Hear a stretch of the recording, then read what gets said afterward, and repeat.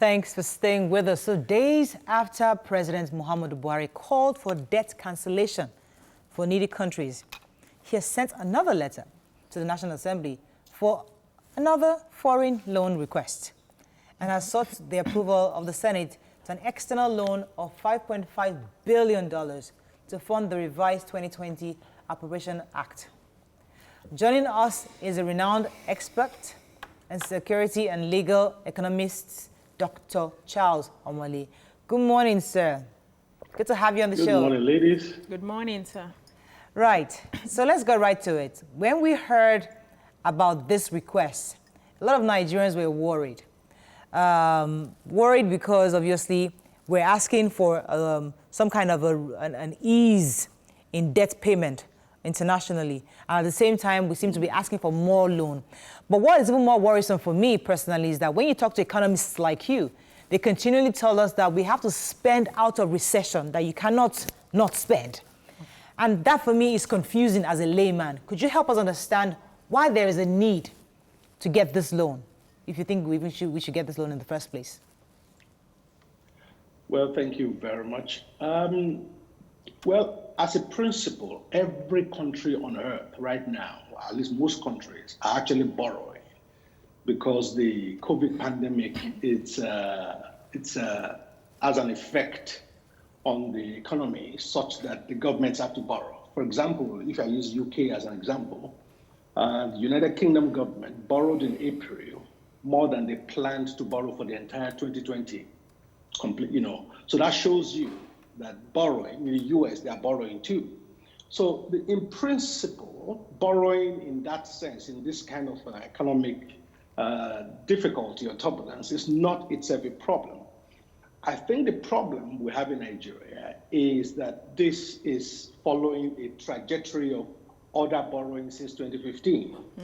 For example, the UK example I gave, if you look at the same period, the United Kingdom government have been borrowing less and less and less in the last 10 years, such that prior to COVID, they actually borrowed the least they've ever borrowed in a long time.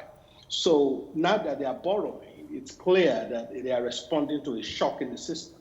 But in Nigeria, borrowing seems to have become part of the annual budget cycle, and that is the problem, that this might be one borrowing too many. Yeah, so, sir, I think about a few weeks ago, we heard that the president planned to borrow about 850 billion. Is it billion or million now? Billion, yes, from the capital markets, which was internal. And we're happy about it, at least. That will reduce the interests and the debt servicing we are supposed to be paying. External debt servicing. So now we are going back again to continue with the foreign loans. Where does that leave us? Is there any plan you see in place on how we plan to service the loans that we are getting? Or are we just going to, how do we borrow out of this and borrow out of, paying for what we have borrowed? Are we not selling our future? I don't know. Well, the difficulty is, in the letter that the president sent to the National Assembly, there were three reasons the president claimed he needed to borrow for. Number one, which is finance 2020 budget deficit, which I think everybody understands that because of the price of oil that's gone down.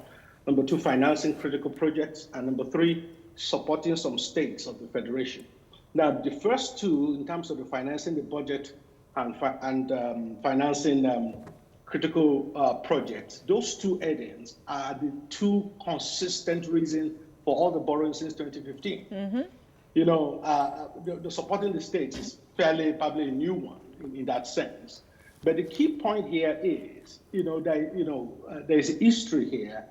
The National Assembly don't have to grant the president all that he asked for. In the 8th Senate, for example, in the 8th National Assembly, the president asked for $30 billion. When the Senate asked for breakdown, they found that actually we don't believe, you need this money. Much. They approved, I think, just over $6 billion of it, and then they didn't approve the rest. So on the 23rd in the 9th Senate, on the 23rd of November last year, the president now wrote to the Senate, new Senate, to say, okay, the remaining 23 billion from the 30 billion that your colleague in the previous Senate did not approve, and now wanted to approve it. Now, of course, the Senate approved it, and then, of course, it's still, waiting the approval of the House of Reps. But the key point I'm making here is government can ask for X. It's within the powers of the National Assembly to scrutinize what needs to be borrowed and reduce the approval appropriately. From my own analysis, in terms of the 5.5 billion that government wants, the element of it, which is just over 50% of the budget of the loan meant to finance the 2020 budget, is a legitimate request given the shock in the oil prices. That I can understand. Okay. But the other two, in terms of financing critical projects and supporting states, I have my concern about. They are vague. Yeah, you got the word right. They are vague. What projects are we talking about? Exactly. Are they new projects? Are they existing projects? If there are existing projects, what happened to the previous approvals for these projects? And in terms of helping the states, the question is that, is it unconditional? What condition have you put on the states to actually lower their own recurrent expenditure? For example, the federal government could say, fine, we bail out the states, but you have to reduce your recurrent expenditure by 25%, your overhead by 25%, then the federal government will help you. We've seen here that there's a history here. The president, when he came in, brought in some money to help the states to pay salaries. Many of the governors just pocket the money. They didn't pay salaries with it. So just throwing money at states that need it doesn't mean they will use it for the purpose. Right. So there's a basis here for government to say, if we are to help the states here, the states have to be more efficient for us to be able to intervene and help them. Let's go on a quick break. When we come back, we'll continue this conversation. Stay with us. We'll be right back.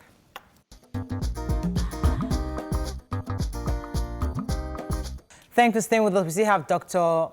Charles Omole with us. Yes, Dr. had a question. Yeah, I wanted to ask you a question. So you've established what we know, which is that everybody spends their way out. It's essential to borrow at this time. We're shocked by the economy. But I want to ask you is, do you feel there are other options on how we can reduce our dependency on foreign loans? Number one. Number two is, when we go to these people, this IMF, this foreign bodies to borrow money, they give conditions that might be stringent on our economy. What do you think, what was the best bargaining power that Nigeria has right now, considering that our oil is no longer of huge value? Well, thank you. Well, first of all, I mean, given what is happening right now, borrowing to, run the 2020 budget, I think, one has to be fair on government. There's no way anyone could have thought oil will be this low, when the budget was being, planned last year. So clearly there is an element that element of the loan needs to be supported. But the other bits is what I said it becomes my challenge. I mean, for example, if you look at the loan, about $1.2 billion of it has to do with government response to COVID-19. Healthcare system, COVID-19. So what exactly is that? That's too woolly. One secret I will tell you is this, and this has been the case. This is not just about this government. It's been the same with all governments since 1999. Whenever a government couches its program or promises in purely financial terms, it's a very clever technique they use to avoid accountability. For example, if I say we're going to spend $3 billion extra on education next year, that sounds like a good, policy. Yeah. But the problem is, I could have spent the $3 billion, and you have no way of assessing whether it's been spent. Or what you may not realize is that of that $3 billion, $2.8 billion of it is just paying salary arrears to ASU, for example, of which only $200 million is actually new money. Going to capital. So rather than couching policies in tangible terms, we're going to build 500 new schools. We're going to employ 5,000 new staff. We're going to things you can measure. Governments, since 1999, have this habit of couching promises in monetary terms. Oh, we are going to spend $5 billion. So what actually does that give us? We don't know. And that, I think, is a technique here. In terms of whether we are, what other options are there? Well, the basic option usually is cut your coat according to your cloth. In other words, government have to accept that certain projects can no longer proceed until the economy, rebounds again. Okay. So certain projects will have to be suspended. We have to spend within our means. But if you want to cruise along and continue with all projects as though nothing is happening, you will have to borrow. Right. In terms of what leverage we have against these multilateral financial institutions, we have very little. Very little. We're even lucky. They're even willing to loan us money under the current circumstance. We have zero leverage as at this time. No, are you sure we have no leverage? Because that is a business. They are not running a charity, so they must know there is something in it for them. How do we now protect our country? Because this has happened before, where prices of everything went up, where they were told to devalue the naira, and they can now begin to impose on us economical changes that we as a government have to make. So that's why I'm asking that, how can the government prepare to balance this thing out so that the citizens of Nigeria are not under pressure being imposed by those we've borrowed money from? What I meant by we have no leverage is that we can't dictate to them, but they can dictate to us. You have to understand that right now, like I said, every country on earth are borrowing. So really, the lenders are not short of borrowers at the moment. America is borrowing, in terms of billions, of hundreds of billions. All over Europe, the European Union just came out with is a 500 or 600 billion euro, package that largely financed partly by borrowing. So everybody is borrowing. So if you are a financial institution, you are not short of borrowers at the moment. That's why I'm saying we don't have leverage to dictate to the lenders. Okay, they can dictate to us. Can we talk about, when Toko mentioned leverage, what I was thinking also, the role of the African Development Bank. We see the president fighting, obviously, for his job right now, for president of the African Development Bank. The issue happening with the U.S., pressure from the U.S. saying that it has to be investigated. And he's saying he has done quite a bit of work in the past 5 years to strengthen African economies. What can we do within? I'm trying to also echo to Toko's question. Is there any way we can strengthen the African Development Bank such that it becomes to be our source, not so much going outside to the IMFs, to the World Banks? What can be done such that African Development Bank can be the source to help African economies begin to get more competitive, and then not just be the ones who produce the raw materials, but we develop the value chain such that we can also export manufactured goods? You see, people need to understand the sense of history here with African Development Bank. It's easy for us to say, why are the Westerners, interfering in our affairs? In the early 80s, when Shagari was the president, that was when the idea was first of all mooted for American and non-state, non-African countries to become shareholders in African Development Bank. What was pushing it at that time was the fact that almost 60% of African countries were not paying their subscription to African Development Bank. So the bank was almost going bankrupt in the 80s. So the idea was, let's bring in these non-African countries to be shareholders to buffer up the financial base of the bank.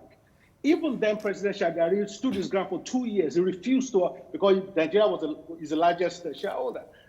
President Shagari was, for 2 years, refusing to sanction the idea of foreign actors being involved in the bank. He was eventually put under pressure, and he agreed. That's how U.S. and all these other people came in to become part of African Development Bank. But the point I'm making is they came in because African countries were not paying their dues they couldn't to African handle Development themselves. Bank. Therefore, the bank was going to be busted. So the issue here is, it's easy for Africa to say, why are these Westerners doing this? But we should look inward, the man in the mirror. Africa is not doing enough to safeguard itself. So when the Westerners came into African Development Bank, they came in to save the bank from going bankrupt. So we need to understand that context. That was why we now have non-African countries in African Development Bank. But on the specifics of what you said, my concern with what the Americans are requesting is, what they are requesting is a procedure that is outside of the laid down rules of African Development Bank. Sir. And my concern is you can't begin to, you don't run institutions like that by just making up rules as you go along.